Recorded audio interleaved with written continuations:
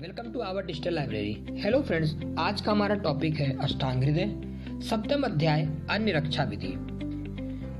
इस अध्याय में हम त्रियोपस्तंभ अर्थात आहार, निद्रा और ब्रह्मचर्य का वर्णन करेंगे और त्रय स्तंभ में क्या क्या आएगा, वात, पित्त और कफ आप सभी जानते हैं। जैसे हमारे बॉडी में स्तंभ और उपस्तंभ की बात करते हैं, चाहे वात, पित्त, कफ हो या आहार, निद्रा, ब्रह्मचर्य, ये उतने ही इंपॉर्टेंट होते हैं जैसे एक घर के लिए पिलर।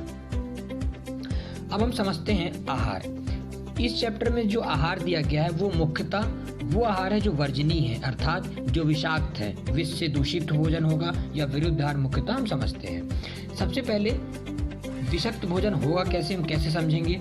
जो देर से पकेगा, भाप मेरकंठ के समान होगी, सांद्र होगा, द्रव होने पर भी छाना नहीं जा सकता होगा, चंद्रिका युक्त होगा, विष वाले व्यंजन शीघ्र सूख जाते हैं और पानी के प्रतिबिंब अधूरा विकृत दिखता है। इससे हम समझ सकते हैं। अगर ये मांस रस विष के कारण नीली रेखी पड़ जाती है, दुग्ध में ताम्र वर्ण की, दही में श्याव वर्ण की, तक्र में श्वेत काली, घृत में पानी के समान मस्तु कपोट वर्ण की, तुक्षोदक काली, मध्य मधु हरे वर्ण की, तेल गुलाबी। अब हम समझते हैं इसकी परीक्षा कैसे करेंगे कि उस आहार में विष है या नहीं। तो अग्नि में जलाकर या पशु पक्षियों को खिलाकर। अग्नि में जलाकर, जैसे एक ही आवृत में धूमती हो, मतलब एक ही आवरण करेंगे तो धूम दे, फिर अतिशय चटपट चटी आवाज आएगी, फिर ज्वाला होते ही नहीं और उग्र गंध वाली होगी, मतलब एकदम तीव्र।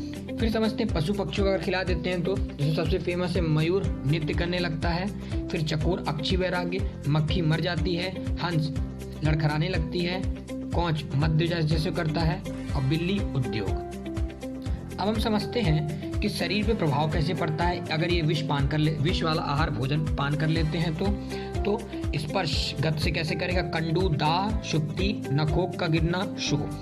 मुख्य गत विष से लालाश्राव, जीवा ओंठ की जकड़ता, दंतहर्ष, दाह, रस की अप्रतीति।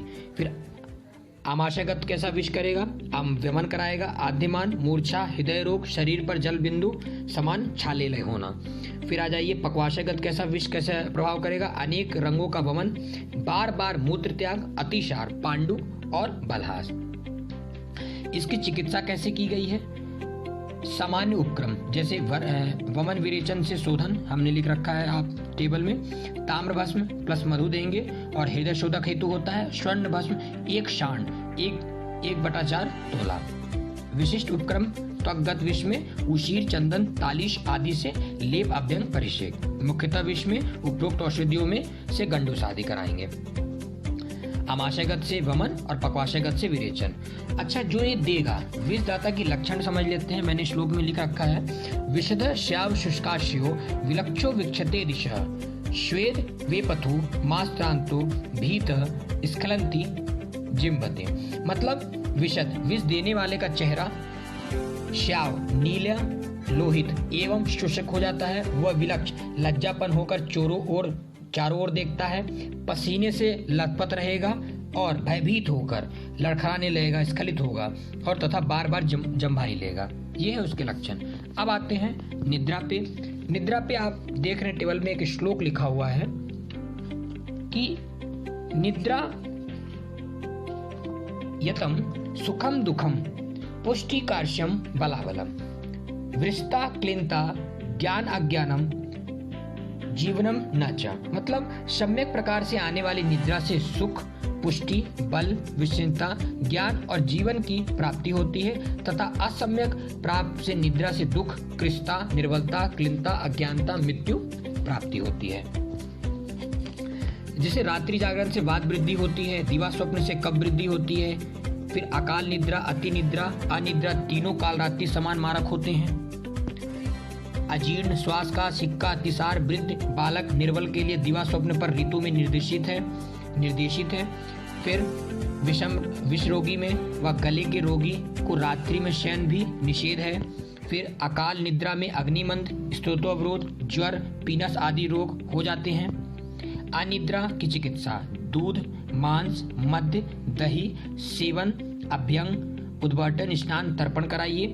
अकाल निद्रा की चिकित्सा क्या है, उपवास, वमन, स्वेदन, नस। और अनिद्रा की चिकित्सा बता दी हमने। और निद्रा का समय सात्विकता के अनुसार रात्रि से ही सोए।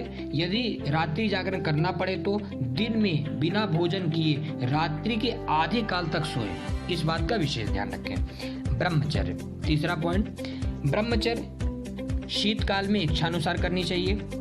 बसंत शरद ऋतु में 3 दिन छोड़कर करना चाहिए। फिर आता है ग्रीष्म ऋतु में 15 दिन पीछे संभोग करें। मतलब शीतकाल में इच्छानुसार, बसंत शरद में 3 दिन छोड़कर और ग्रीष्म में 15 दिन। पश्चात सेवनी क्या क्या देना है? शीतल जल, दुग्ध, मांस रस, शर्करा, प्रचुर मात्रा, स्नान, यूष, सुरा और निद्रा। ये थे हमारे चैप्टर में तीनों उपस्तंभ। Thank you.